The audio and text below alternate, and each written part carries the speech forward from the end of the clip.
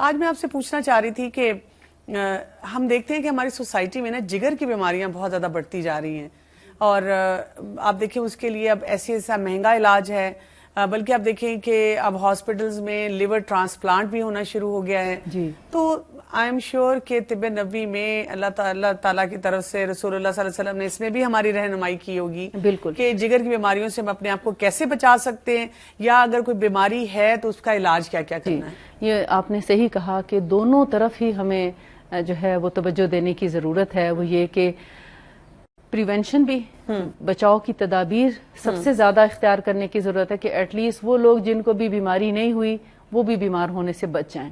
ایسا نہ ہو کہ ہم اگر احتیاط نہیں کریں تو یہ جو لوگ ہیں وہ بھی ان بیماریوں میں مبتلا ہونا شروع ہو جائیں. اسپیشلی جو کھانے پینے کی چیزوں میں کھادوں کا استعمال ہے، فرٹیلائزرز کا استعمال، اور پھر اس کے بعد ان کے اوپر سپرے، وہ جو ہے کیمیکل اور پھر کیمیکل بیسڈ چیزیں، یہ ہمارے لیور کو بہت زیادہ نقصان پہنچا رہی ہیں.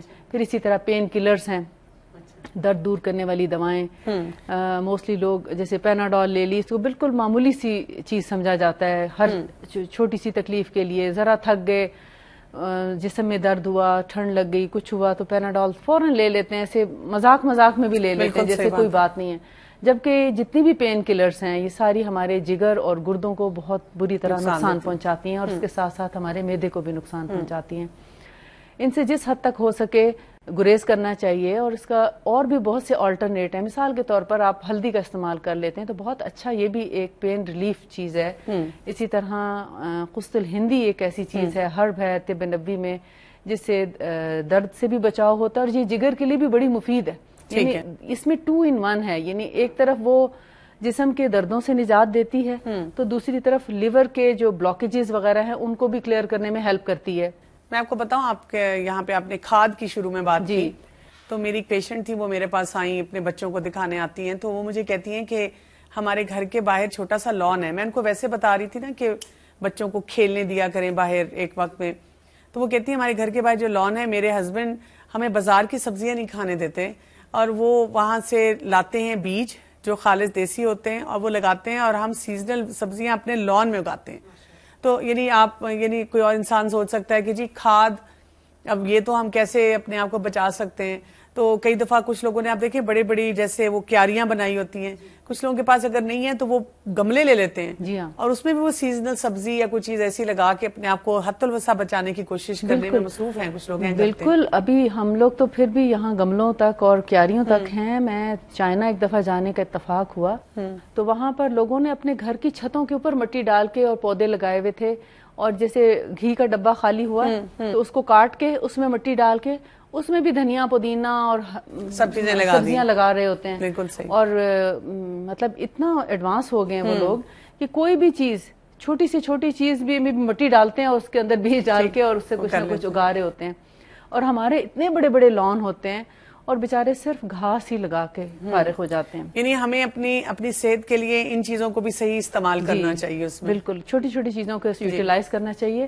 جگر کے لیے ایک اور چیز جو طب نبوی سے ہمیں ملتی ہے وہ ہے اونٹنی کا دودھ. اچھا. اونٹنی کا دودھ جو ہے وہ جگر کی بہت بڑا علاج ہے، کیونکہ اونٹنی کا دودھ جو ہے ماں کے دودھ کے بعد بہت ہلکا دودھ ہے. اچھا. بہت آسانی سے ہضم ہونے والا ہے، اور اس کے اندر ہلکی سی نمکینیت پائی جاتی ہے. بہت یعنی ہلکا سا نمکین ذائقہ ہوتا ہے اس میں.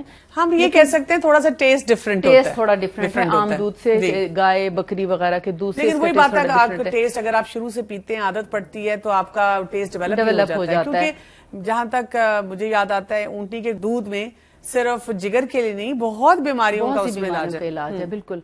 تو یہ بیسیکلی جگر کے اندر جو بلاکیجز ہو جاتی ہیں ان کو کھولنے میں بہت ہیلپ کرتا ہے. اچھا. لیکن اگر میں آپ کو صرف یہ کہہ دوں کہ جگر کی بیماریوں کے لیے، چاہے وہ ہیپیٹائٹس ہو یا لیور انلارجمنٹ ہو یا فیٹی لیور ہو، اس ہر ایک میں یہ فائدہ ضرور دیتا ہے. اور اسپیشلی جن کے جگر کی خرابی کی وجہ سے اسائٹس ہو جائے، استسقاء، جیسے پیٹ میں پانی پڑ جاتا ہے، پیٹ بڑھتا چلا جاتا ہے، اس میں تو یہ نبی صلی اللہ علیہ وسلم کی حدیث سے بھی ثابت ہے کہ اس میں چند دنوں میں آرام آ جاتا ہے. اس کے اندر جی.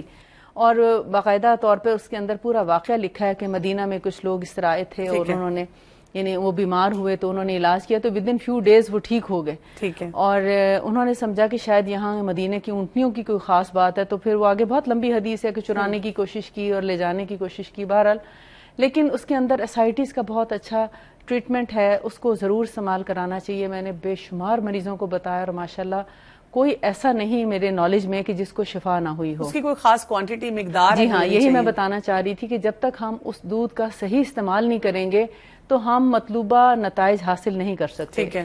مثال کے طور پر جو اس کے اندر طب نبوی میں مینشنڈ ہے وہ یہ کہ اس کا دودھ جو ہے تازہ ہونا چاہیے. اچھا. اسی وقت تازہ جھاگ والا دودھ کچا ہی مریض کو پلانا چاہیے. اچھا جی, اس کو ابالا نہیں جانا چاہیے, اس کو فریج میں رکھ کے ٹھنڈا نہیں کرنا چاہیے, یہ ٹھنڈا کر کے پھر دوبارہ گرم نہیں کرنا چاہیے, اپنی تاثیر کھو دیتا ہے. اس کے اندر وہ افیکٹونیس نہیں رہتی جیسا کہ ایک تازہ دودھ میں ہوتی ہے. تو وہ جو گرم اور تازہ دودھ اس کے اپنے باڈی ٹیمپریچر کا ہوتا ہے اسی ٹیمپریچر کا ہی لینا چاہیے, تب وہ جا کے جگر پہ وہ افیکٹ کرتا ہے اور اس کا علاج کرتا ہے. لیکن اگر اس کی یعنی اس کو دیر سے استعمال کیا جائے, فریج میں رکھ کے 2-3 دن استعمال کیا جائے, یہ جیسے ہماری عادت ہوتی جو چیز لاتے ہیں پہلے فریزر میں رکھ دیتے ہیں اور پھر اس کو نکال کے استعمال کرتے ہیں, تو اس طرح سے اس سے فائدہ نہیں حاصل کیا جا سکتا. ٹھیک ہے جی, تو تھوڑی کوانٹٹی میں ہو لیکن جی بے شک 1 گلاس پیئیں. ٹھیک ہے. یا جتنی آپ یعنی پی سکتے ہیں, 1 گلاس 1.5 گلاس اتنا پیا جا سکتا ہے, لیکن اس کو تازہ ہی پینا چاہیے. اچھا, جگر کی بیماریوں میں کوئی ایسی پرہیزی چیزیں, جیسے عام بھی ہم دیکھتے ہیں کہ ہمارے سوسائٹی میں لوگوں کو پتا ہوتا ہے کہ جگر کی اگر بیماری ہے تو گرمی ہوئی ہے, اس میں ہم نے چکناہٹ نہیں لینی, اس میں ہم نے کوئی خوراک نہیں لینی, تو کیا طب نبوی میں بھی ہمیں کچھ ایسی چیزوں کا پتہ چلتا ہے, کوئی پرہیزی کھانے ہیں یا کسی چیز کی طرف خاص توجہ دینے کی ضرورت ہو؟ جی, اگر تو چکنے کھانے کے بعد مثال کے طور پر فرائیڈ چیزیں ہیں, سموسے, پکوڑے, بیکری کے آئٹمز ہیں, مختلف چیزیں ہیں, چپس وغیرہ بچے بڑے شوق سے کھاتے ہیں, بڑے بھی کھاتے ہیں, تو تلی ہوئی چیزیں کھانے کے جب برے اثرات آتے ہیں اور ہم سمجھتے ہیں کہ ہمارے اب کافی حد تک لیور جو ہے اس سے متاثر ہو چکا ہے, اس کا سب سے اچھا علاج جو طب نبوی میں بتایا گیا وہ ہے سرکہ. اور سرکہ انگوری سرکہ یعنی گریپ ونیگر جو ہے وہ اس کا بہترین علاج ہے. چکنائی کا توڑ ہے یہ, یعنی جسم کے اندر سے فالتو چکنائی دور کرنے کا سب سے بڑا سورس جو ہے وہ گریپ ونیگر ہے. مگر اس کو استعمال کرنے سے پہلے یہ ضرور دیکھنا چاہیے کہ اس کے اندر سٹرک ایسڈ یا ٹارٹرک ایسڈ تو نہیں ہے. اچھا, کیونکہ جس سرکے میں سٹرک ایسڈ یا ٹارٹرک ایسڈ پایا جاتا ہے وہ ہمارے جسم کے لیے نقصان دہ ہے, اس سے آپ وہ ریزلٹس نہیں لے سکتے جو کہ ایک پیور گریپ ونیگر میں ہو سکتا ہے. ٹھیک ہے. تو لہٰذا ضرورت اس بات کی ہے کہ جب آپ کسی بیماری کے لیے کوئی چیز استعمال کرنے لگے ہیں تو وہ خالص ہونی چاہیے, پیور ہونی چاہیے. اور جس طرح میں آپ کو جیسے مینشن کر رہی ہوں کہ جن چیزوں کا خیال رکھنا چاہیے ان کو مد نظر رکھتے ہوئے استعمال کریں گے. اور اس کی کوانٹٹی خاص طور پہ بتائی گئی ہے 3 کھانے کے چمچے. اچھا, 3 کھانے کے چمچے 1 گلاس پانی میں, جیسے 120 کتنے ml کا گلاس ہے, تقریباً 200 ml کا یا 150 ml کا, یعنی تقریباً اتنے پانی میں 3 کھانے کے چمچے گریپ ونیگر ڈال کے خالی پیٹ پینا چاہیے. اچھا, اور اس کو پینے کے 1 گھنٹے بعد تک کم از کم کوئی چیز نہ کھائی جائے.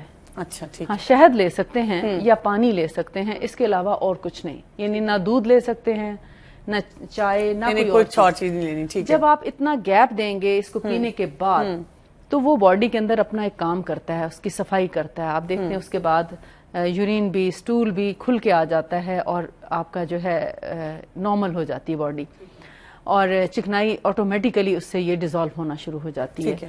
اس کے اور بھی بہت سے فائدے ہیں. میں نے اپنے ماشاءاللہ کئی سالوں سے میں مختلف مریضوں پہ اس کو استعمال کر رہی ہوں. الحمدللہ اوبیسٹی کے علاوہ اس کے اندر جو ہے یورک ایسڈ, کولیسٹرول, ٹرائیگلیسرائڈ اور اس کے علاوہ شوگر, بلڈ پریشر, ان میں یہ بہت زیادہ ہیلپ فل ہے. بہت بہت شکریہ, جزاک اللہ آپ کا. اللہ تعالیٰ آپ کو بہترین جزا دے. آپ نے آج ہماری بہت اچھی رہنمائی کی. تو ناظرین, آج ہم نے دیکھا کہ طب نبوی میں ہمیں جگر کی بیماریوں کے لیے جو رہنمائی ملتی ہے, اور خاص طور پہ ہم نے اس میں دیکھا ہے کہ اونٹنی کا دودھ وہ پینا, اور اکثر لوگ جن کو عادت نہیں ہے ان کو چاہیے کہ بچپن میں بچوں کو پلائیں, بڑے ہو کے بھی خود ضرور پئیں تاکہ دیکھیں کہ اس کے کتنے اچھے اثرات ہیں جو کہ آپ حاصل کر سکیں.